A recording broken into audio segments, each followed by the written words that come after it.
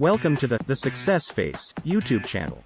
In today's video, we'll be discussing the innovative strategies used by Pixar, as outlined in the book, Innovate the Pixar Way, by Bill Capodagli and Lynn Jackson. Get ready to learn about the unique approaches that have helped Pixar become a leader in the animation industry and how you can apply these principles to your own work. So sit back, relax, and let's dive into the world of Pixar innovation.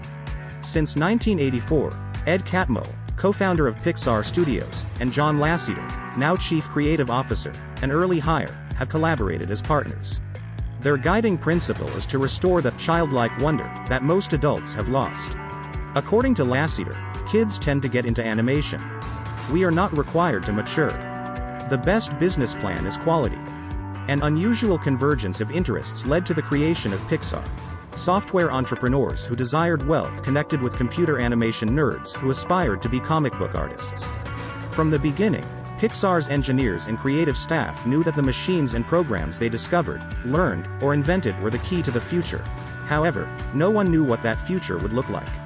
Under the early ownership of Steve Jobs, he purchased Pixar from Lucasfilms in 1986. Al V. Ray Smith, a co-founder of Catmull, left the company in 1991. Pixar primarily tried to sell expensive computers that could make graphics. The management regarded filmmaking as a pastime. In any organization, collaboration is essential to the process of generating ideas and solving problems. Pixar's creative team became increasingly convinced that animated features would be the company's focus as technology improved. Toy Story, Pixar's first feature film, achieved an absurd level of success in 1995. Despite the fact that their erratic creative process might appear random, Catmull and Lasseter discovered to their surprise that the creative chaos that resulted in Toy Story had a method. To maintain their success, they set out to codify that method. The realization that they were frequently wrong as a management team, creative team, and financial team was one of their first discoveries.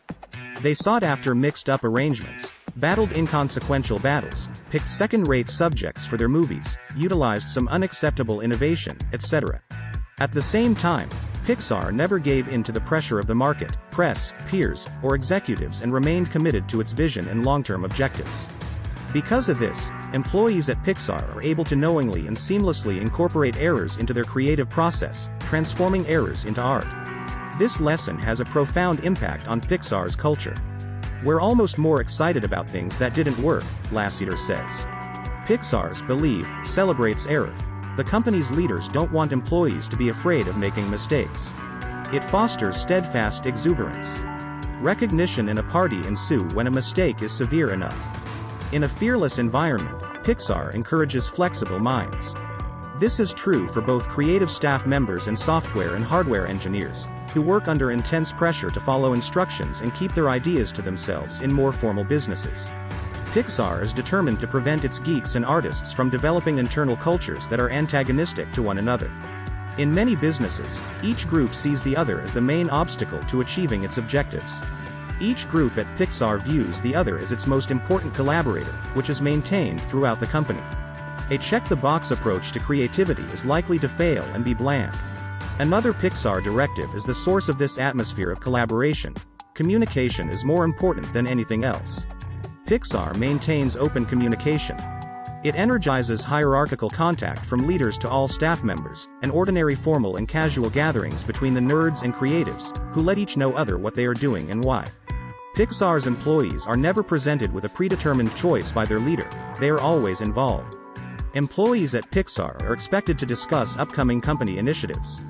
An Olympic-sized pool, a game room, and several cafes make up the extensive community areas of the Pixar workspace, which encourages constant interaction among departments, between units, and up and down the command chain. The corporate culture values candid opinions and does not value rank. Speaking one's mind does not result in repercussions. Obviously, Pixar can support this commitment to open correspondence and innovative missteps simply because they've demonstrated incredibly productive. Outsiders are not expected to comprehend how Pixar operates, according to its employees. As a matter of fact, they appear to be more joyful when untouchables need to consider how everything functions. Treat management as you would a customer. Concentrate on getting them to embrace your dreams, as the saying goes. Pixar hires eccentrics, wildcards, and individuals who defy convention. On the other hand, it wants these iconoclasts to also be committed workaholics. With its combination of personal, creative freedom, dedication to deadlines, and excellence, Pixar tends to attract individuals who have struggled to fit in at more conventional businesses and have earned the reputation for being difficult mavericks. Chiefs are pleased to refer to prospering workers whom different organizations marked as unmanageable. At Pixar, these difficult cases are still manageable, but the company provides an environment where they can consistently be productive. The Incredibles is viewed as a product of Pixar's Black Sheep, a group of dissatisfied artists who produce the best work of their lives when given free rein. The Incredibles won Foundation grants for Best Vivified Element and Best Accomplishment in Sound Altering, and turned into a top-rated DVD despite the fact that its spending plan was lower each moment than any past Pixar film. A haphazard group of rebels eager to demonstrate their true capabilities was the source of all of this. An organization's communication structure and decision-making hierarchy are not the same thing. Pixar University, PU, was created and funded by the company to ensure that employees never become stale. On its 16-acre campus, known as The Habitat, Pixar encourages staff members to take at least 4 free classes per week. From drawing to improvisation to self-defense, the courses, taught by well-known experts, cover a wide range of subjects. Pixar is of the opinion that creative and innovative work is more likely to come from employees who are more intelligent and well-rounded. Randy Nelson was appointed PU's dean, a clear sign of Pixar's willingness to live up to its own self-created image. Nelson is the founder of the absurdist postmodern juggling troupe The Flying Karamazov Brothers and a former trainer at Next, which Jobs founded after leaving Apple. Staff members can take however many classes as they like in the event that they keep up with their plan for getting work done. PU's motto, Alienus non deutui, which translates to alone no longer, exemplifies Pixar's collaborative spirit. According to Nelson, PU provides opportunities for people to fail together and to recover from mistakes together. The founders of Dare, Pixar survived numerous encounters with corporate rulers, particularly Disney, a hidebound, bureaucratic, and bottom-line obsessed corporation. They learned the hard way that short-term profits should come before long-term investments in innovation. The chief executives of Disney did not comprehend the potential of computer animation in 3 dimensions. They were uninterested in funding any future waves and were content with profits from sequels to their animated hits. Disney missed out on the chance to own Pixar from the beginning. Disney's mistakes were benefited by Pixar's partners. They were always looking for new approaches and opportunities, believed in a long-term vision, and were completely committed to producing the best work possible at any cost. Disney purchased Pixar from Jobs for $7.4 billion in 2006. Inventiveness requests mindfulness, thoughtfulness regarding dealing with the disappointments that occur on the way to progress. At Pixar, collaborative opinion sessions are a regular occurrence. Groups of other employees are given the opportunity to comment on the work that the directors and their creative teams have produced. Members of the creative team can take the advice or not, but they can't avoid the opinion sessions. According to Pixar, this improves creative staff members' ability to respond to criticism without losing their focus and increases their confidence in their ideas. Additionally, it teaches them to defend their ideas. Additionally, the commentators gain additional knowledge of other people's work. Pixar thrives on this kind of collaboration. Pixar trusts the people it hires to find the most effective solutions. Because they believe that respect is the greatest motivator, Pixar managers treat staff members and their ideas with respect. Contracts are not signed by Pixar employees. As a corporate control prerogative, Catmull rejects such agreements and wants Pixar employees to want to work there. He believes they ought to leave when they no longer wish to remain. Pixar's policies on human resources show that it wants employees who enjoy coming to work and can't wait to get started. He who suffers the most wins. The criteria that Pixar uses to evaluate potential employees is depth, breadth, communication, and collaboration.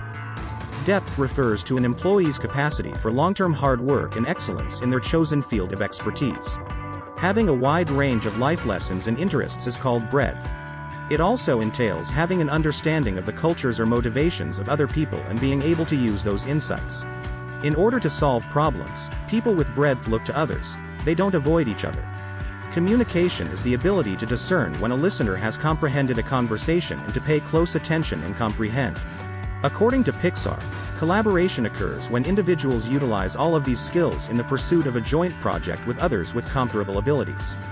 Field, Mastery is possessed by someone who possesses all of these qualities, and any master has long learned to fail, recover, and move on. To do the Pixar way, you need to know how to avoid being bullied or interfered with, both on an individual and corporate level. Pixar's leaders have fought against the suits to protect the company's innovative ideas throughout its history. Pixar clearly delineates clear progress points that indicate how far each stage of a project has progressed to keep suits at bay. The suits are included in manager briefings to keep them informed and make them feel like they are part of the team. Executives are included in the collaborative process, and upper management is sold the dream through progress reports. The employees at Pixar want to hear what their supervisors have to say, but the company's non-interference strategy encourages listening to their feedback but not necessarily acting on it. Drawing class doesn't simply help individuals to draw. They learn to be more observant as a result. Pixar's willingness to fail is its greatest strength. Workers are confident that they can innovate without fear because the company knows that punishing failure stifles innovation. Staff members are constantly encouraged to experiment with novel strategies and ideas by managers. Employees are aware that the business trusts them. They want to fall flat while trying to achieve the impossible, to acquire information from the disappointment, and to ascend and attempt once more. Pixar raises risk-taking to a workmanship. Its guiding principles for fostering a culture of try, learn, and try again include respecting failure as success, making new product prototypes quickly for quick testing, granting teams unrestricted access to their creations, requesting, regardless of how far from reality they may be, 10 of the team members' most imaginative and unfounded solutions, utilizing financial constraints as advantages and growing within one's current capabilities, allowing plans and circumstances to develop together and treating plans with flexibility, presenting team concepts in real or planned forms so that everyone can comprehend them, avoiding lengthy meetings and reports because they waste time and energy, rarely requesting permission, putting ideas into action as they arise, trying to find customers or suppliers who are as adaptable and forward-thinking as Pixar because allies like these become real-world test subjects for even the wildest ideas. Thank you for watching Innovate the Pixar Way on the Success Face YouTube channel. We hope that you found the insights shared by Bill Capodagli and Lynn Jackson to be inspiring and useful in your own pursuit of innovation. Remember, creativity and innovation are not just for artists and designers, but for leaders and problem solvers in all fields. We encourage you to continue learning and growing as a leader of action, and to bring your unique ideas and perspectives to the table. Thank you for joining us, and we look forward to seeing you in our next video.